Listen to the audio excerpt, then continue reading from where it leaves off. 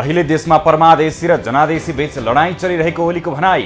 एमाले जनताको पक्षमा लड्ने पार्टी भएको जिकिर। कांग्रेसले थालियो स्थानीय चुनावको अभियान। सबै जिल्लामा केन्द्रीय प्रतिनिधि खटाइयो। प्रचार प्रसारमा जुट्न देउबाको निर्देशन। एमसीसी स्वीकार गर्दैमा अमेरिकी प्राधिकरण नेपालमा लागू नहुने शहरी विकास मन्त्री रामकुमारी झाँक्रीको भनाई। मुलुकको सार्वभौमिकतासँग जोडेर हेर्न नहुने तर्क। एमसीसी संसदबाट अनुमोदन भए लगत्तै चीनका विदेश मन्त्री वाङ यी नेपाल आउने थयो। भ्रमणको मिति भने टुङ्गो लाग्न बाँकी। मध्य प्रदेशका उद्योग वन पर्यटन तथा वातावरण मन्त्री शत्रुघ्न महतोले घुस लिएको आरोप। एउटा काम गराए बापत 15,000 रुपैयाँ घुस लिएको आरोप। अमेरिकी डलरसँग नेपाली रुपैयाँ हालसम्मकै कमजोर। डलरको बिक्री मूल्य आज 123 रुपैयाँ 44 पैसा कायम। कालापत्थर क्षेत्रबाट जलवायु परिवर्तनको असरबारे विश्वको ध्यान आकर्षण गराउन 10 बुँदे घोषणापत्र जारी। विभिन्न क्षेत्रका 40 जना महिलाको समूहद्वारा 13 दिने पदयात्रा सुरु। अर्घ खाँचेका कृषकहरू धमाधम। सिँचाइ कुलो निर्माण हुन थालेपछि हर्षित। सिँचाइ विकास डिभिजन कार्यालयद्वारा कुलो निर्माणलाई तीव्रता। पोखरा स्थित अन्नपूर्ण केबल कार बुधबारदेखि बन्द। नियमित मर्मत सम्हार गर्नका लागि बन्द गर्न लागि जानकारी। पछिल्लो 24 घण्टामा नेपालमा 194 जना कोरोनाका नयाँ संक्रमित थपिए। संक्रमितको संख्याभन्दा निको हुनेको संख्या धेरै। महिलाहरूले 33% मात्रै अधिकार नभएर 50% अधिकार पाउनुपर्ने एमालेकी उपाध्यक्ष अष्टलक्ष्मी साक्यको माग। मुलुक हाँक्ने तहसम्म महिलाहरूले आफूलाई सक्षम बनाउनु पर्ने जिकिर। जिल्ला स्वास्थ्य कार्यालय बाँकेद्वारा हात्तीपाइलेको औषधि खुवाउन 14 दिने अभियानको तयारी। हात्तीपाइले रोग शून्यमा झार्ने लक्ष्य। युक्रेन युद्धबाट प्रभावित 562 जना नेपाली सुरक्षित स्थानमा। बसोबासका लागि तेस्रो मुलुक पुगेको तथ्याङ्क। छाउपडी पूर्ण रूपमा हटाउन सुदूरपश्चिमका पहाडी जिल्लामा सांस्कृतिक अभियान। छाउघर मात्र नभई छाउ मन भत्काउनु पर्ने अभियन्ताको भनाई। परराष्ट्र मन्त्री डाक्टर नारायण खड्का टर्की भ्रमणमा जाँदै 50 भन्दा बढी देशका परराष्ट्र मन्त्री र नीति निर्माता तथा विज्ञको सहभागिता रहने जानकारी। आज 112औं अन्तर्राष्ट्रिय नारी दिवस। नेपालमा पनि विभिन्न कार्यक्रम गरी मनाइयो।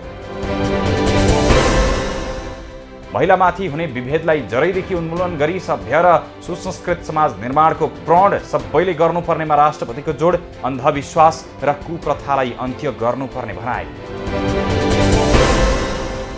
महिला सशक्तिकरण साझा सरोकारको विषय भएको प्रधानमन्त्री देउबाको भनाइ।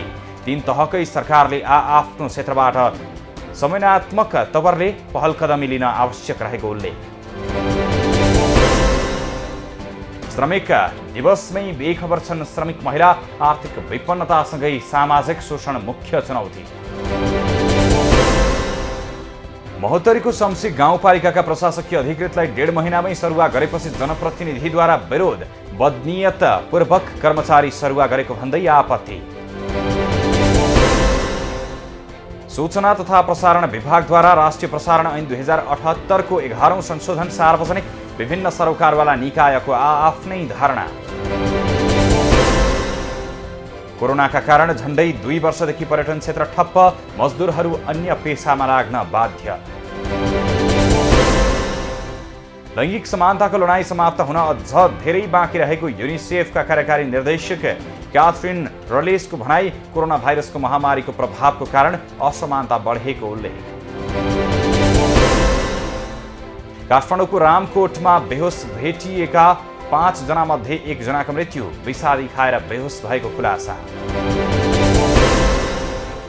कैलालीमा लागु औषधको कारोबारमा आचकली वृद्धि। लिसबेलीका आइटी जागरी 13 केजी चरे सहित पक्राउ। युक्रेनको राजधानी किभमा आक्रमण गर्ने रुसी सेनाको चेतावनी। अन्य शहरमा पनि लडाईँ। स्थल र समुद्रबाट आक्रमण जारी। रुसका राष्ट्रपतिसँग सीधा वार्ता गर्नुपर्ने युक्रेनका विदेश मन्त्री दिमित्रो कुलेबालेको भनाई। जारी युद्ध अन्त्यका विषयमा सीधा वार्ता हुनुपर्ने तर्क।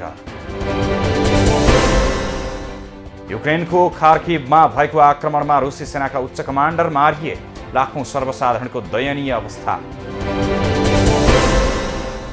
पश्चिमा देशहरूले रुसी तेलमाथि प्रतिबन्ध लगाए। तेलको मूल्य थप बढ्न सक्ने चेतावनी। आक्रमणपछि इन्धन बजार प्रभावित। वनफणानी गरेर महोत्तरी बर्दिवास स्थित मेडिकल कलेज स्थापना नगर्न सर्वोच्चको अन्तरिम आदेश। वातावरणीय प्रतिकूल असर पर्ने कुनै कार्य नगराउन विपक्षीहरूको नाममा आदेश जारी।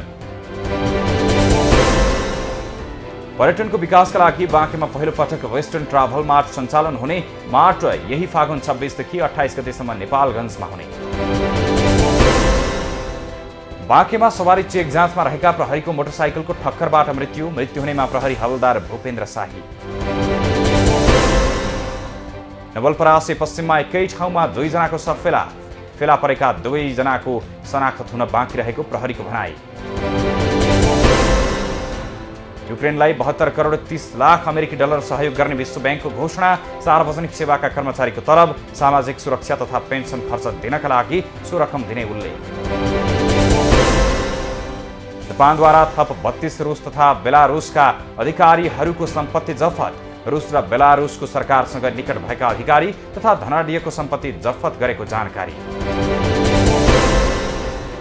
इङ्ग्लिस प्रिमियर लिगमा टोटनह्याम एभर्टनसँग 5-0 पराजित। टोटनह्याम अङ्क तालिकाको 7औं स्थानमा। स्पेनिस ला लिगामा एथलेटिको बेल्बाओद्वारा लेभान्टे पराजित। जितसँगै बेल्बाओ 40 अङ्कको साथ 8औं स्थानमा।